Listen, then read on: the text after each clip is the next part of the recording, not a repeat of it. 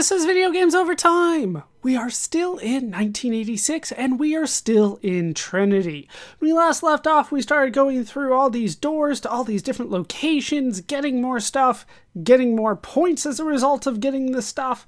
It is time to try to finish things off today. Not that it feels like we're close to the end, but we should be able to make it there today.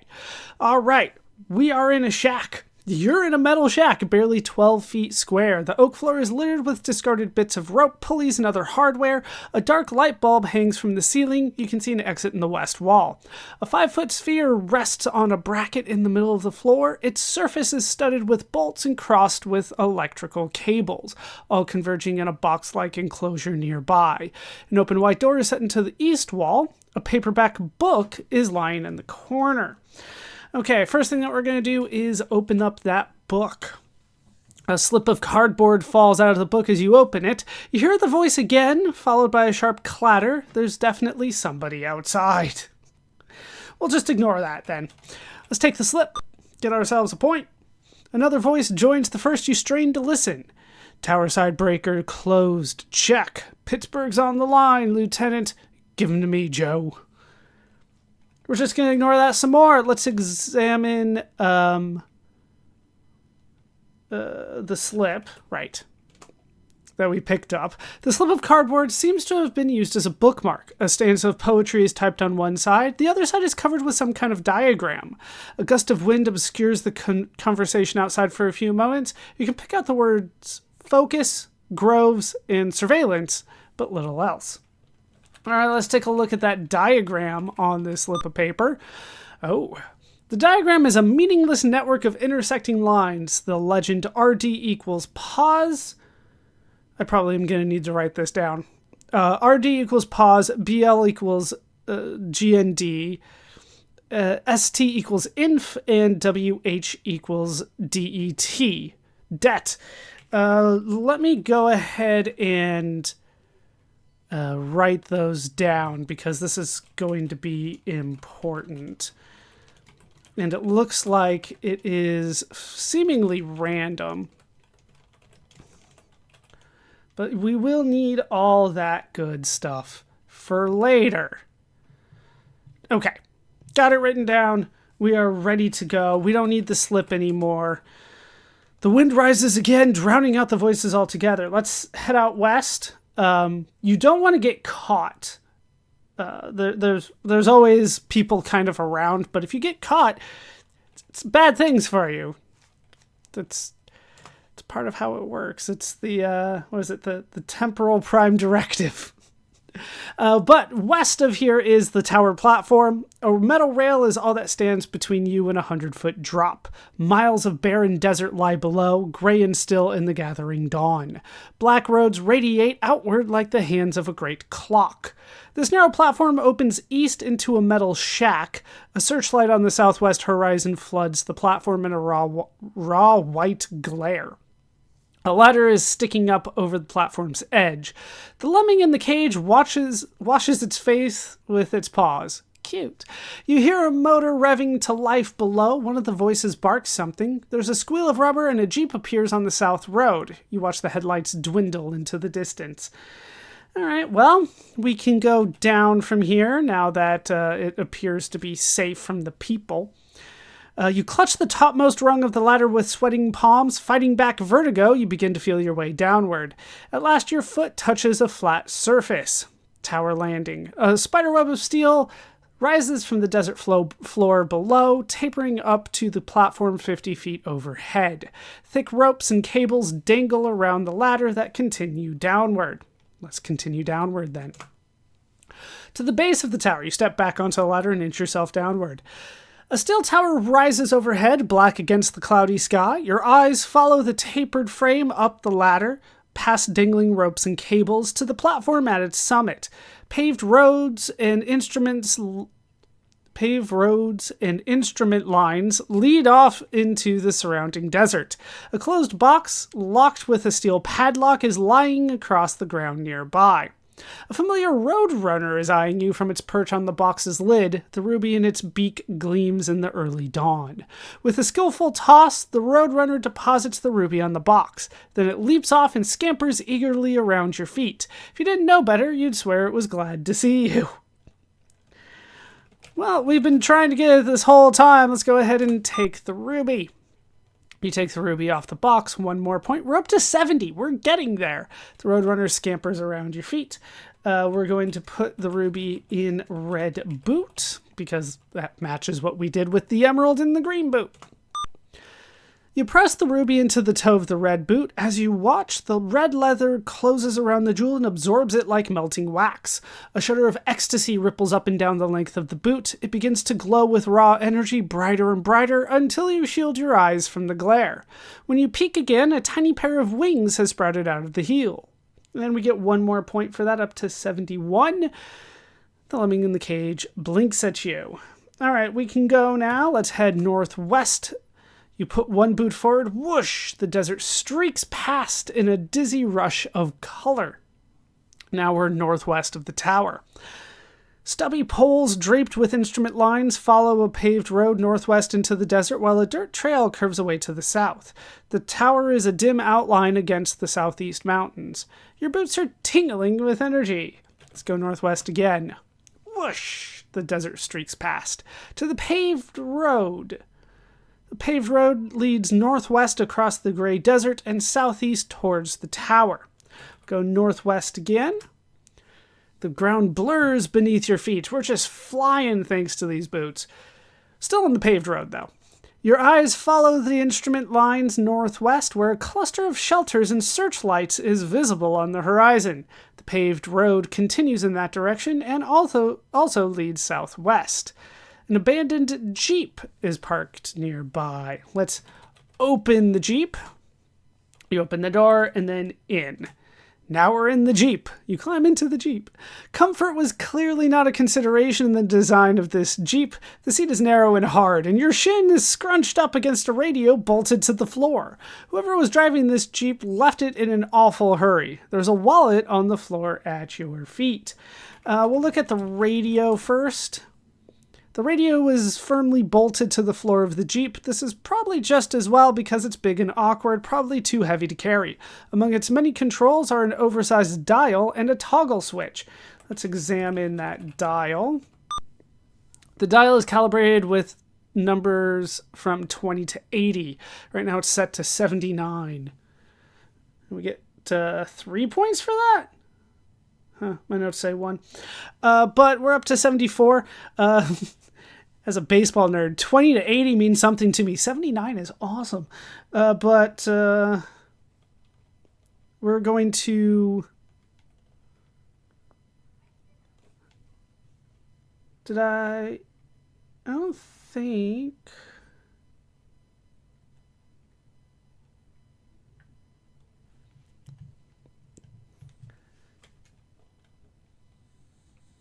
Let's set the slider to... This is what they're telling me to do, but they're not telling me exactly what it does. Set slider to dial number.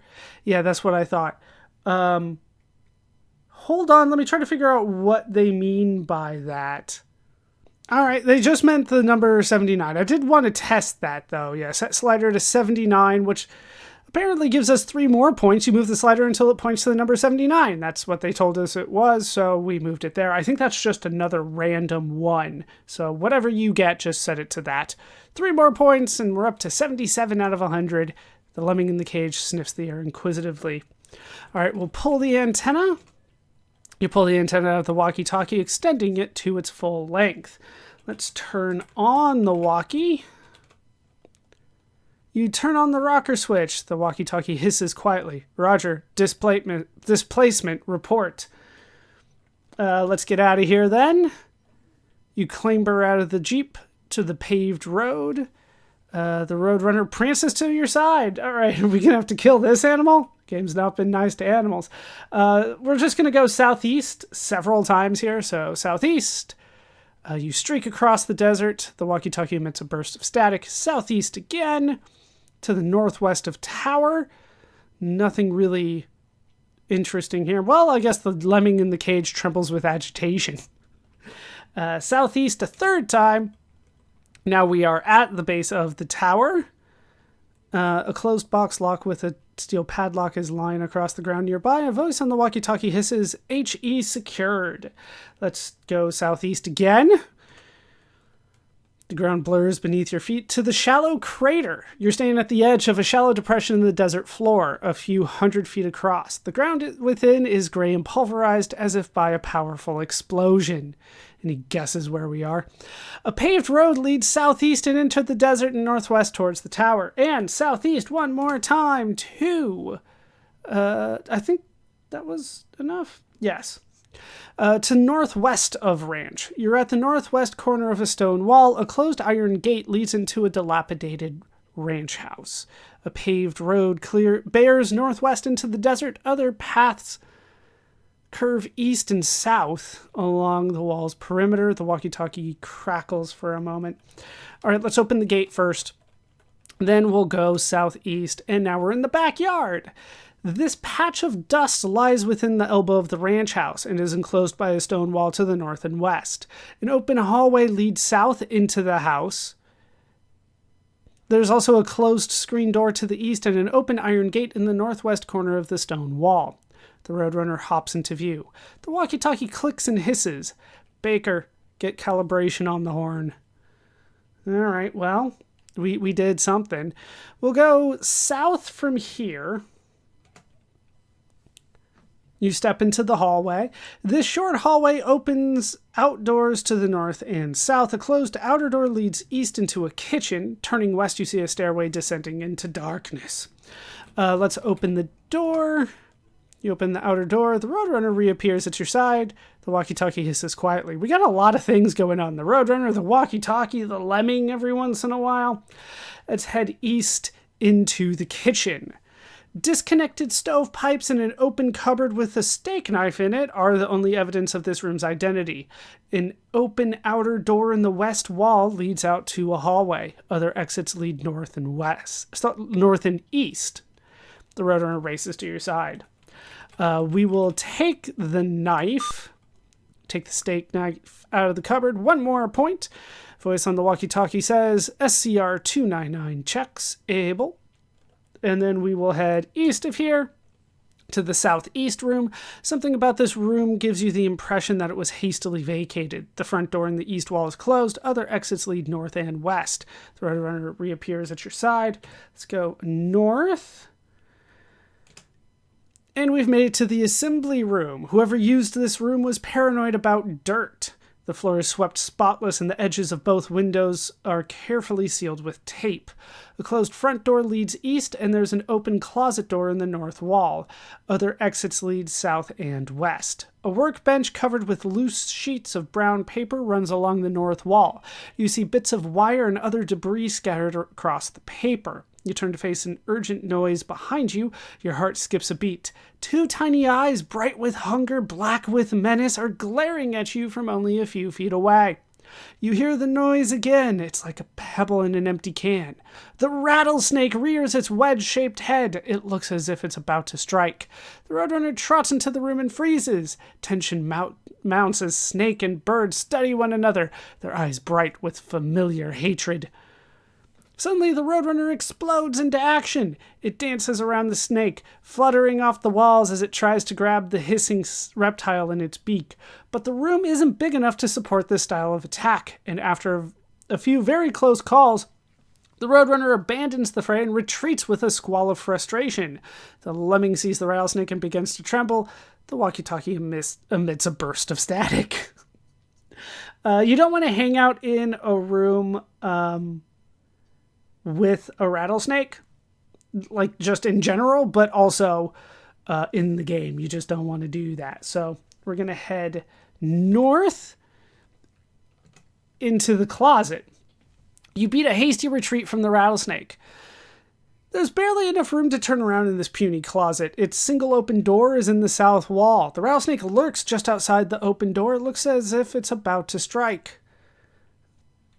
The lemming covers its face with its paws and trembles. All right, let's close the door behind us. You close the closet door. It's completely dark. Excess velocity is 2 Baker. Repeat, 2 Baker.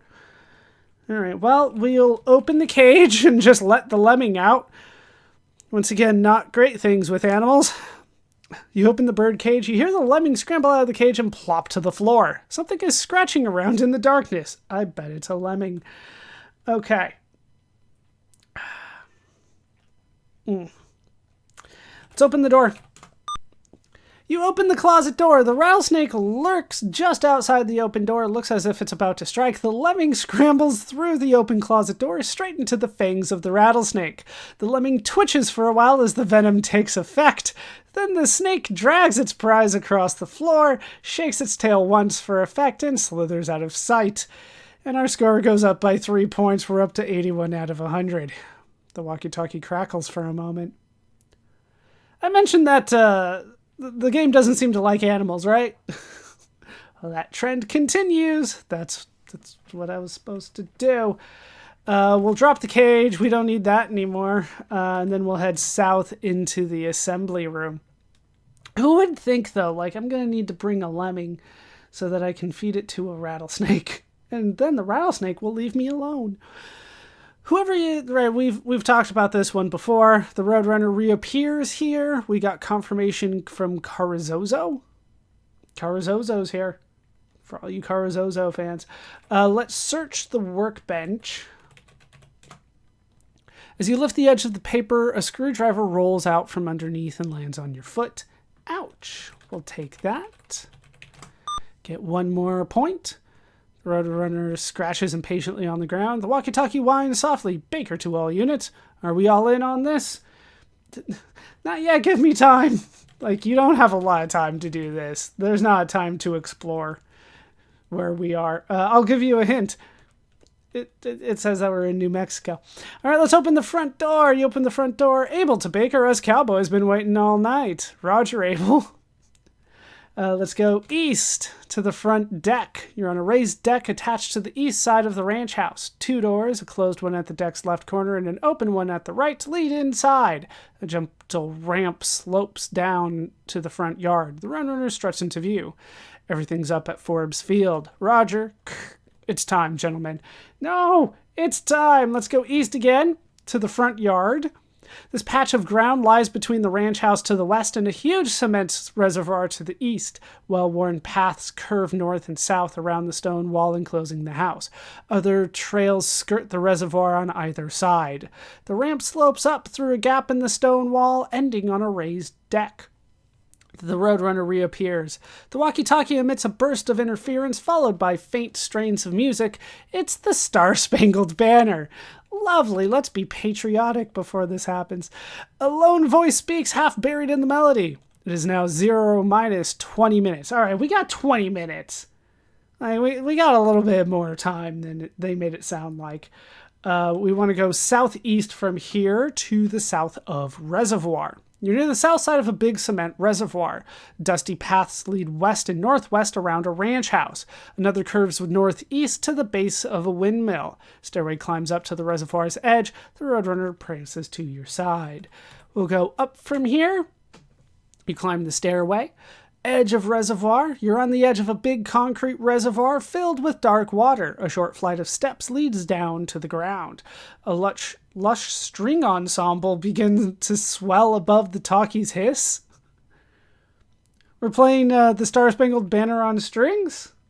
Okay. Let's drop the walkie and the bag. Remember, we still have that bag of crumbs. Then we'll head down. Because we need to drop those because we're about to get into water. And that would be bad. If you still have the lemming at this point, going into water will drown the lemming. So watch out for that, I guess. All right, down to the south of Reservoir again. The Roadrunner looks up at you inquisitively. Can you swim, Roadrunner? Probably, but the game probably won't let you.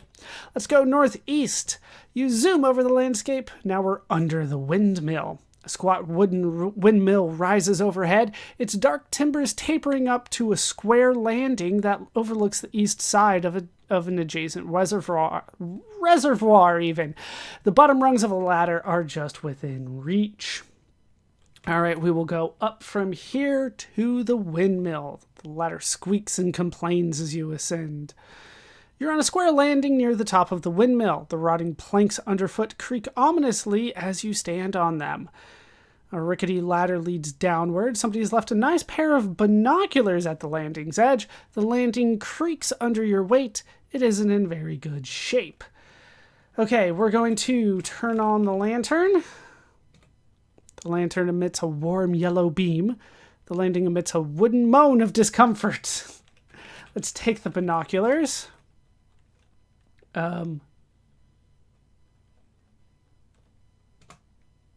Yeah. A loud plaintive creak makes you draw your hand back in alarm. You hold your breath as the landing sways uncertainly for a moment, back and forth, then all is still. Slowly, carefully, you stretch your arm towards the pair of binoculars. Crack! The landing tips wildly under your feet. You manage a brief hysterical shriek. And your mouth fills with water. I told you we were going to be in the water, didn't I? But you didn't think it was going to happen that way, though. We're in the reservoir. You're treading water in a big cement reservoir, too deep for your feet to touch bottom. I would hope so, otherwise it's like a 3-foot deep reservoir. That doesn't make sense. All right, we'll go down, holding your breath first. Yeah, I didn't type that in, but thank you for doing it. You sink below the surface. We're now underwater. Suspended particles of muck swirl in the beam of the lantern. It's impossible to see more than a few feet. See a pair of binoculars, a lantern providing light, a steak knife, and a screwdriver here. All right, let's take all but the lantern. The lantern's almost out anyway, and it's too heavy for us to continue to take. But we needed to be able to see all this stuff underwater. Okay, we got 1 point for that. I think for the binoculars we get the 1 point. Yes. Okay. Let's go up from here to the reservoir. You rise to the surface, gasping for air, and then we will go up again. Now we're on the edge of reservoir again. That's such a hard word for me to say today. All right, let's take all our stuff again. 0 minus 17 minutes. All right, it's been 3 minutes. I think we're okay. Let's go south from here to the south of reservoir. The Roadrunner emits a brief squawk. We'll go west from here to the southeast of ranch. The talkie makes a sound like indigestion. What does the walkie-talkie eat? Let's go west again to southwest of ranch. The low stone wall before you is almost as run down as the ranch house inside it. Paths follow the wall's perimeter to the north and east, and a closed iron gate leads northeast into a dusty yard. Okay,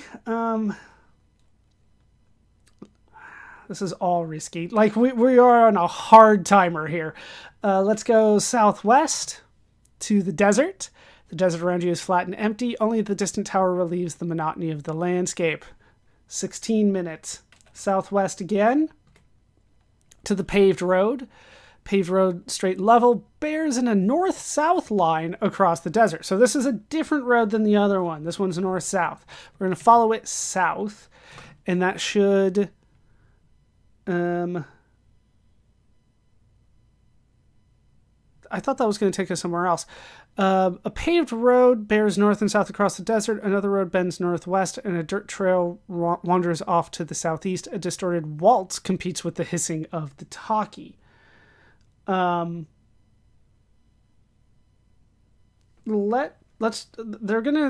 This is what they're telling me to do. I went southwest, southwest, south, and that's supposed to take me to a different spot. So we're going to look through binoculars at shelter. Is that what I'm supposed to do?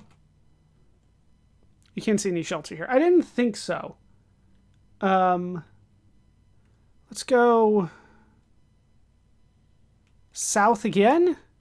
There we go. So I need to go south twice. So southwest, southwest, south, and south. I figured that was the case. Now we're behind the shed. that I was trying to look at. The ground blurs beneath your feet. You dodge into hiding at the sight of people nearby. Good. Behind the shed, you're hiding behind a small storage shed. Peeking around the corner, you see a large earth-covered shelter immediately to the northeast. Several jeeps manned by nervous GIs are parked around the shelter's open entrance. Yeah, we're in the desert. It's in the American desert, like Southwest American desert, and there's GIs here. Should I remind you what's on the box for the game? Well, at least in the manual. The box is just the sundial. Anyway, muted voices and crackling radios can be heard inside the shelter. A pear-shaped man appears at the shelter's entrance. He strides up to one of the jeeps and taps the young driver on the shoulder. General Groves, soldier. Take me back to base camp. Ill-disguised relief passes over the GI's face as the pearman clambers into the back seat. You duck behind the shed as the jeep roars past and watch as it disappears rather hastily down the south road. Okay, now we'll look through the binoculars at the shelter. You get 3 points for that. Where are we? You focus binoculars on the shelter. The inside of the shelter is only about 20 feet square. Every inch is crowded with technicians, tending racks filled with electrical equipment. One technician is hunched over a stool, clutching a microphone. The tension in his grasp is reflected on every face. As your eyes take in the maze of equipment, you notice a long wooden box, similar to the one you saw under the tower. A steel key is visible in its open padlock. Apparently, like, seeing the key in the padlock is what gives us the 3 points. We're now up to 86. 0 minus 15 minutes. All right, we're going to have to wait, unfortunately. There we go. The Roadrunner hops to your side. We need the Roadrunner. A thin man steps into view, standing just inside the shelter's entrance. All right, we're going to point to the key. All right. The Roadrunner nods brightly. Apparently, the Roadrunner gets it. You hold your breath as a gray torpedo scoots under the jeeps and disappears into the shelter.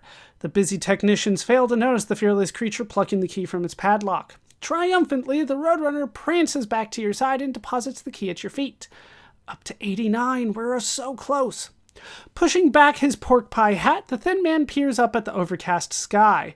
Baker to Pittsburgh. Did 4 Charlie get the radio sound up yet? Negative, Baker. We'll advise. Okay, we're going to take the key.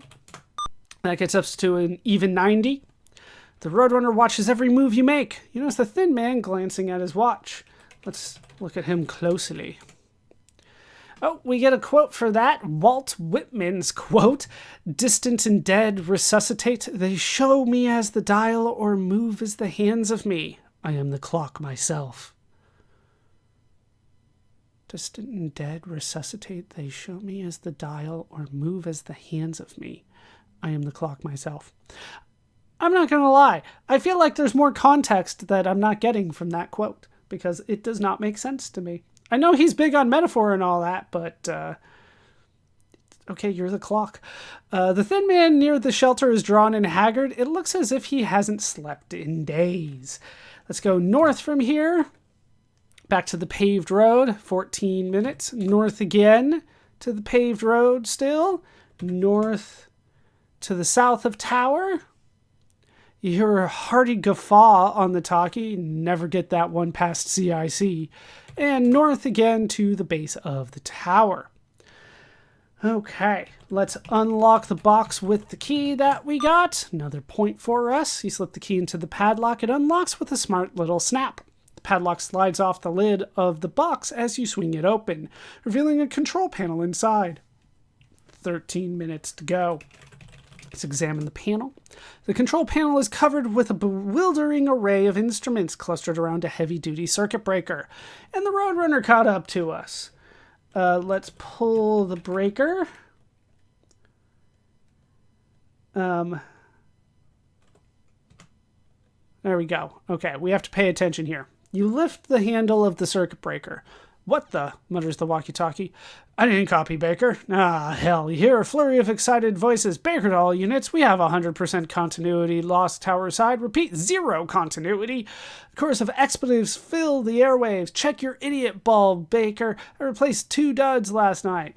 Abel, my bulb light's up real pretty. Is this a scrub?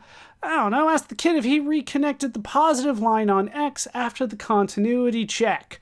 A burst of static. The kid ain't laughing, Abel. Persistent clicks modulate a passage of music. These guys are talking in code. So reconnected the positive line on X. That's what we need to get. We need positive. Okay. So we're going to close the breaker. Let me make a note here. Positive line on X. I know it sounds like, oh, positive or negative, but there's four. There's four possible answers there. Positive just happens to be one of them. All right, close the breaker. You get a point for closing the breaker. You close the handle of the circuit breaker. Hold on, Abel. X just woke up again. A sigh of relief sounds like a wet line somewhere. The kid's keeping an eye on it, Pittsburgh.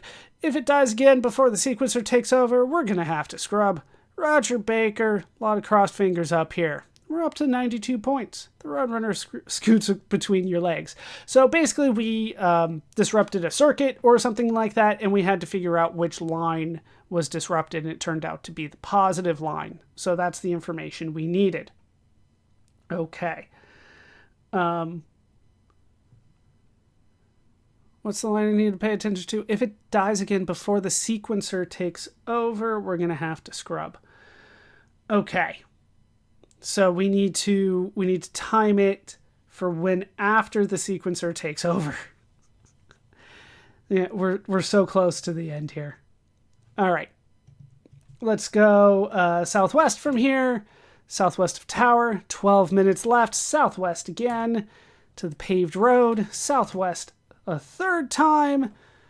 No luck on that radio sound. The talkie clicks twice. Keep on it. Southwest a fourth time, which will lead us outside Blockhouse. The military blockhouse by the roadside is squat and windowless. A powerful searchlight mounted on the roof directs an intense beam towards the northeast horizon. A great big German shepherd is curled up against the blockhouse. Hi, doggy. Let's examine the dog. You're looking at 110 pounds of hard flea-bitten muscle, leashed to the blockhouse with a chain of the type used to moor ocean liners. Good thing it's sleeping. 0 minus 11 minutes. The dog's going to be okay, right? Like, you will draw the line at dogs? We've killed, like, a lizard and a lemming, but you wouldn't kill a dog, right? Game? Game. All right, let's examine the searchlight. The searchlight's powerful beam slices over your head towards a point on the northeast horizon. The Roadrunner struts to your side. The Roadrunner notices the German Shepherd and perches on its massive head. This doesn't sound good. You stifle a shriek as the silly bird cocks its head this way and that, wondering what to make of the sleeping monster. Then it gives you a sly glance, ruffles its feathers, and begins to peck at the sand fleas behind the dog's ears. All right, maybe it's helpful. We're going to drop the bag of crumbs. The Roadrunner raises its head and sniffs the air. You stifle a sigh of relief as it abandons the dog, trots back to your side, and begins to peck at the crumbs in the bag. The talkie hisses. You make out the word condenser. All right, let's get out of here. We need to go fast. The bag's not going to last forever. So let's head northeast. Once, twice, 3 times, 10 minutes, 4 times back to the base of Tower. There's a padlock here. Inside the padlock you see a steel key. A commotion of noise erupts from the walkie-talkie. It sounds like a barking dog. Pittsburgh to all units. The voice is urgent. Baker, what's on, Pittsburgh? Stand by, Baker. Some kind of trouble outside. Baker, are we holding? Negative, Abel. No hold. Pittsburgh, get a line on that disturbance and report on the double. Will do, Pittsburgh. The harsh light illuminating the tower sweeps away suddenly. For a moment, the talkie's music is crystal clear. Then the strings break up into distortion. Let's go up to the tower landing. Pittsburgh to Baker. Just some buzzard raising hell with the dog. I chased it away. Nervous chortle. Roger, Pittsburgh. Stand by. Searchlight sweeps back onto the tower. 0 minus 9 minutes. Let's go back up A metal rail is all that stands between you and a 100-foot drop. Yeah, we need to get the guide to move the searchlight for the record. How you're supposed to find all this out without guess and check, I don't think you are. I think it's just guess and check. All right, anyway, miles of barren desert lies below, grain still in the gathering dawn. Black roads radiate outward like the hands of a great clock. This narrow platform opens east into a metal shack. A searchlight on the southwest horizon floods the platform in a raw white glare. A ladder is sticking up over the platform's edge. Pittsburgh to Ava, one of our eyes just caught a movement on the tower. Can you confirm? Over. There's a brief pause. The walkie-talkie crackles. Negative, Pittsburgh. What are you guys drinking down there? Let's head east. Yeah, we almost got spotted, but we can go east into the shack. Okay. Right, we should read this again. You're in a metal shack, barely 12 feet square. The oak floor is littered with discarded bits of rope, pulleys, and other hardware. A dark light bulb hangs from the ceiling. Harsh light streams in through an exit in the west wall. A 5-foot sphere rests on a bracket in the middle of the floor. Its surface is studded with bolts and crossed with electrical cables, all converging in a box-like enclosure nearby. This is the Trinity Bomb.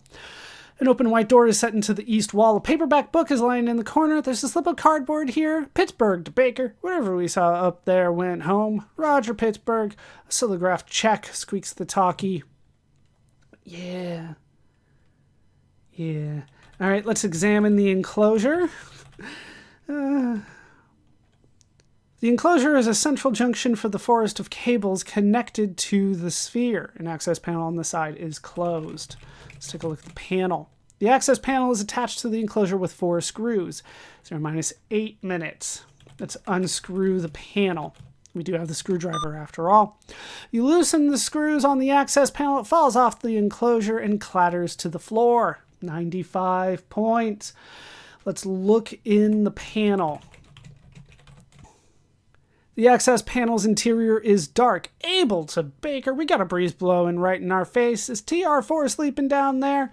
It's worse than that. Okay, let's turn on the bulb. You pull the chain and the bulb begins to glow. Let's look in the panel. Okay, you pull the chain and the bulb begins to glow. Right, we did that. The access panel's interior is neatly packed with colored wires. Prominent among them are a red wire, blue wire, a striped wire, and a white wire. These are the codes that we were given before. 0-7 minutes, by the way. So if you remember, we had RD-POS. That was red is positive.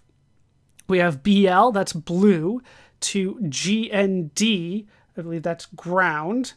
ST to INF, I believe that's inferior. Let me look again. Where is... should have been somewhere around here. No, it was a while back, wasn't it? Informer, not inferior. That makes more sense. Okay. And then white is detonator. So that was what happened for me. Your results will probably vary. So we need to stop and kind of wait for things to happen. Let's wait.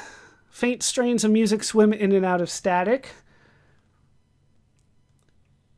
Okay, we'll wait again. 6 minutes. Talkie mutters, it'll never work. Remember the comic? That came up a few times. 5 minutes. Personnel prepare to assume safe positions. The walkie-talkie emits a short blast of distortion. It sounded like a siren. Okay. Keep waiting. The talkie buzzes. Baker, can you get a medic on a secure line? 0-4 minutes. You wince as the music's pitch wavers uncertainly. 3 minutes. Who's taking care of the WACS and FUBAR, Baker? FUBAR. Not a location, Baker. Okay. 90 seconds to auto sequencer. Remember, that is what we are waiting for. Mark. Let's do it again. 0 minus 2 minutes. All personnel whose duties do not specifically require otherwise will now assume a prone position with face and eyes directed away from 0. Siren wails through the walkie-talkie. I'm going to try to do this without saving. It's been a while since I've saved, though.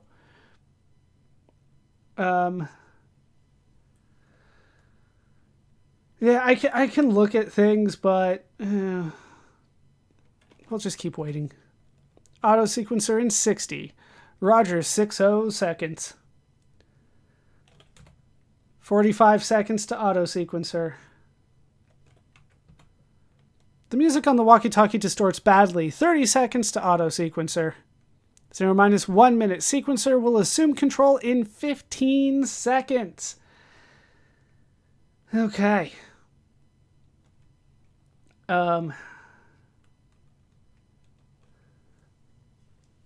Positive line on X. So,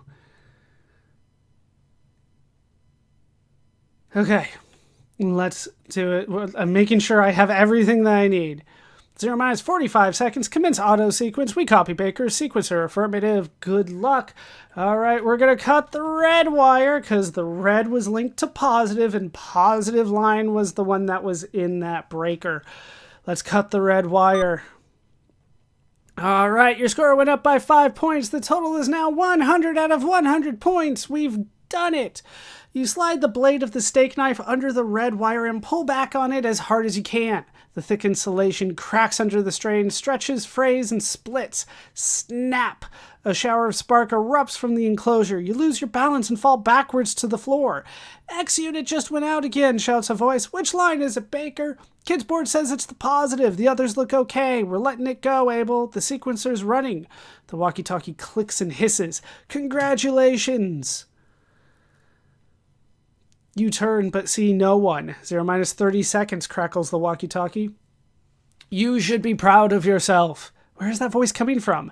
This gadget would have blown New Mexico right off the map if you hadn't stopped it. Imagine the embarrassment. A burst of static. Minus 15 seconds. Space around you articulates. It's not as scary the second time. Of course, there's the problem of causality, continues the voice. If Harry doesn't get his A-bomb, the future that created you cannot occur, and you can't sabotage the test if you're never born, can you? The walkie-talkie is fading away. Minus 10 seconds. 9, 8, 7. The voice chuckles amiably. Not to worry, though. Nature doesn't know the word paradox. Gotta bleed off that quantum steam somehow. Why, I wouldn't be surprised to see a good-sized bang every time they shoot off one of these gizmos. Just enough fireworks to keep the historians happy. And then we get another quote from Emily Dickinson. 'Twere better charity to leave me in the atom's tomb, merry and naught and gay and numb, than this smart misery. Okay, that's depressing. But we're back at the palace gate. We made it back to Kensington Park, the Kensington Gardens. A tide of perambulators surges north along the crowded Broad Walk. Shaded glades stretch away to the northeast, and a hint of color marks the western edge of the Flower Walk. All right, let's see what's in our inventory. You're not holding anything, but you're wearing a wristwatch. You also have a 7-sided coin and a credit card in your pocket, just like we did to start the game. All right, let's go back east to the Flower Walk. Gaily covered flower beds line the walks, bending north and west, filling the air with a gentle fragrance. A little path leads northwest between the trees. You can see a soccer ball half hidden among the blossoms. The spires of the Albert Memorial are all too visible to the south. Passing tourists hoot with laughter at the dreadful sight. Nannies hide their faces and roll quickly away. Let's go ahead and take the ball. Then we'll go northwest to the Wabe. This grassy clearing is only 20 feet across and perfectly circular. Paths wander off in many directions through a surrounding thicket.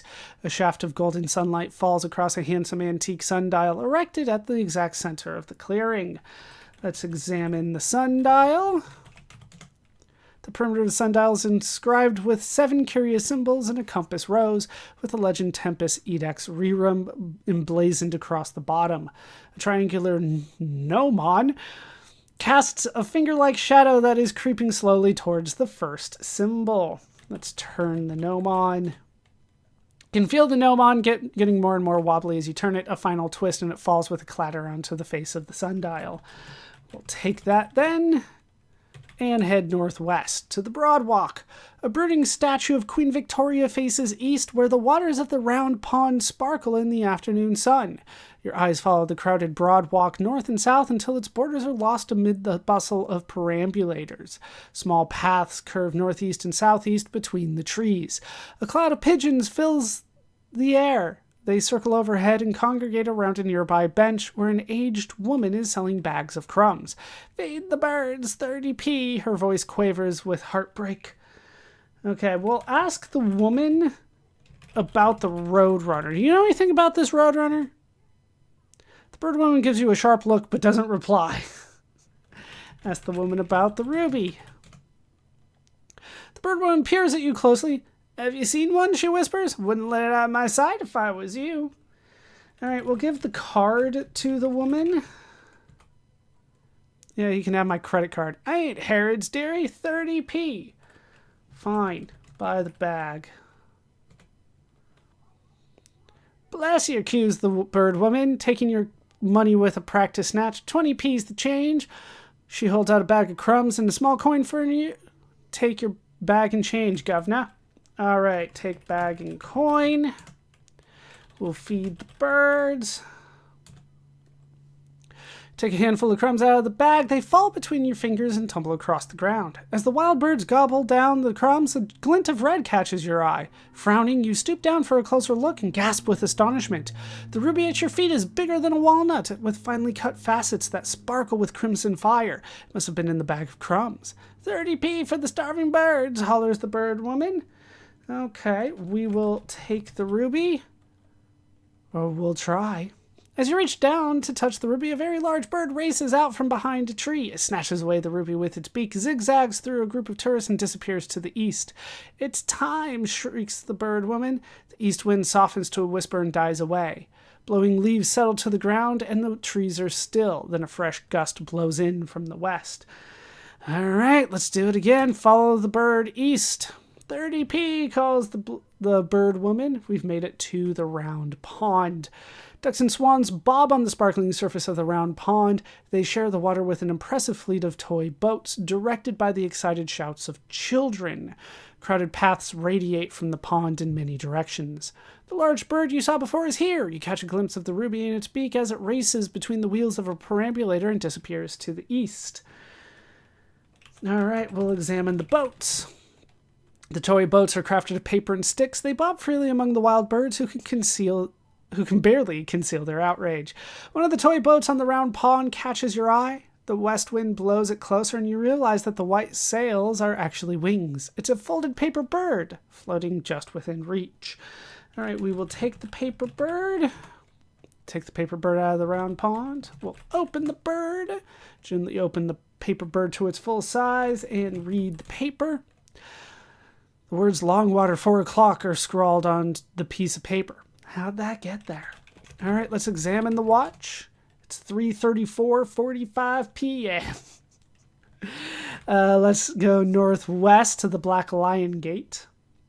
Nannies and tourists hurry through the Lancaster Gate to join the perambulators rolling south down the Broad Walk. Less crowded paths wind east along an iron fence and southeast between the trees.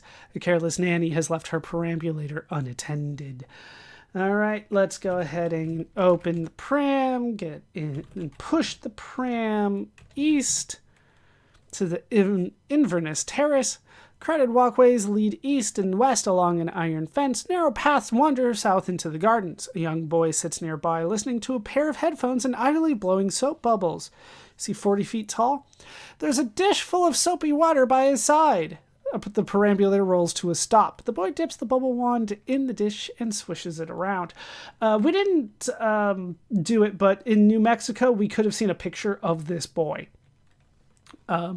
He would have been important there, but yeah, I didn't want to deal with the risk of anything. All right, we'll take the dish Ow! The straw boy leaps backward at your approach, splashing water all over the place. Stupid git, he cries in an intriguing Cockney accent. Then he retrieves the empty dish, pockets the wand, and disappears between the prams, glaring at you over his shoulder. Alright, let's push the pram east. A crooked old tree shades the perambulators as they roll south down the Lancaster Walk. Shady paths lead west along an iron fence and southwest between the trees. The perambulator rolls to a stop. There's an old woman under the tree, struggling to open an umbrella. The stiff west wind isn't making it easy for her. Let's examine the woman. Her face is wrong. You look a little closer and shudder to yourself. The entire left side of her head is scarred with deep red lesions, twisting her oriental features into a hideous mask. She must have been in an accident or something. A strong gust of wind snatches the umbrella out of the old woman's hand and sweeps it into the branches of the tree. The woman circles the tree a few times, gazing helplessly upward. That umbrella obviously means a lot to her, for a wistful tear is running down her cheek, but nobody except you seems to notice her loss. After a few moments, the old woman dries her eyes, gives the tree a vicious little kick, and shuffles away down the Lancaster Walk. You stare up at the umbrella. Passers-by begin to gather, craning to see what everyone else is looking at. You hardly notice them, even when the sirens begin to howl, and the crowd scatters like leaves in the east wind. You can't take your eyes off the umbrella swaying in the branches, back and forth. A gentle voice whispers in your ear, "It's time." You bend to pet the roadrunner waiting impatiently at your feet. Then you retrieve the umbrella with the soccer ball and hurry off, pushing the perambulator before you. But that slogan keeps echoing over and over in your mind. All prams lead to the Kensington Gardens. The end! You've completed the story of Trinity! Your score is 100 out of 100 and 589 moves. This gives you the rank of tourist. Do you want to restart the story, restore a saved position, or quit? Well, I guess that's the game. Not exactly the ending I was hoping for, but that is the ending that we got. So, with the game played, it's time to talk about how it holds up today. Playing the game today, I definitely had fun playing Trinity. With that said, a lot of the reason that I did have fun is that I did have a guide to help me through the game. If I did not have that, I can only imagine how frustrated I would have been as time went on for all the different things that there was no way of me knowing except by guess and check, right? The last part where we're in New Mexico, and you basically have to have the boots with the wings on them in order to make it across the desert fast enough, where you have to keep track of all the different wires and distract the dog, which then gets the guy to come down so you can climb the thing because he can't see you with the searchlight as you climb up. All that kind of stuff, like that would have taken forever to figure out. All that stuff to just put that puzzle together would have taken a long time. But because I did have the guide, I did have fun playing the game. The game's interesting. I wish it was spelled out a little bit more. We were definitely at places that I assumed I knew what was going on, but it wasn't fully ever made clear. You know, when we're in the playground, I have to assume that's, the Hiroshima playground, which is why the woman, when she's in Kensington Garden, is basically disfigured on half of her face, most likely from the blast. But it seems that there was something kind of pushing us forward through everything, but we don't find that out till the end. And the goal was to not let the atomic bombs be too powerful. It seems that they needed to be powerful enough that everybody thought it worked, but not powerful enough to destroy an entire state, apparently. That seems to be what the game was having happen, but doesn't really solve the problem of the bomb that shows up at Kensington Gardens when we start the game. There's a lot, I feel, that kind of leaves something to be desired in terms of the overall plot, that things are just kind of hinted at and alluded to, but not fully resolved or explicitly laid out. And that's the style. But for what I would want from a game like this, I don't like that style where, it's not really clear what's pushing us forward other than, hey, there's a white door here and a toadstool. Let's figure out what turn of the dial will lead me there. And then it seems that whenever you go through one of those doors, if you don't get the item that you want and you come back, the door closes behind you and you can't go back in. So those were one-way trips as best as I can tell. And that makes the game that much harder because how long did we hold on to the bag of crumbs, right? That was pretty much from the beginning of the game all the way until the end with the Roadrunner. It finally paid off. I can't imagine what would happen if you used it on, let's say, the Lemming, which we also carried around for a long time. Luckily, most of the things in the game were 1 or 2 use only, which makes it a little bit easier. But this is ultimately a very difficult game, even by Infocom standards, because there's so much going on. It is probably one of the larger games that we have played simply because there was so much traveling going on. All these different areas that were kind of sectioned off thanks to those white doors and the toadstools, that there's just so much going on, and it's so incredibly, not necessarily obtuse, but it's not laid out what you're trying to do, right? It's not told to you what it is. There's no puzzle to be solved, but you have to get the items that are going to solve a later puzzle, right? By the time that you figure out what the emerald, like what the boots are for, you've better have gotten them, right? By the time you make it to the desert and you have the boots and the emerald and the ruby, it all needs to be solved, but you don't know that's what they're going to be used for when the boots are presented to you, or the emerald or the ruby or anything like that. So I think it's just too difficult without anything kind of pointing you in the right direction. And it's possible that I missed some clues along the way, but I didn't miss all the clues. You know what I mean? In terms of just kind of overall for a modern audience, this is a good game if you have the guide.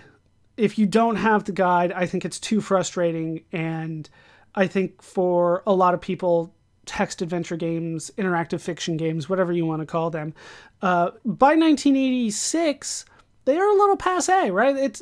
There's been a lot of these, and there's no upgrades. As we have talked about before, kind of the Z engine has not been upgraded since Infocom's first game in Zork. To see graphic adventure games kind of going around and those doing well, I feel like this feels behind the times in 1986. So even by 1986, I feel that this game is dated. And so in order for me to recommend it, I would have to say that it's kind of a standout among the interactive fiction games that we have played. And I don't think it is.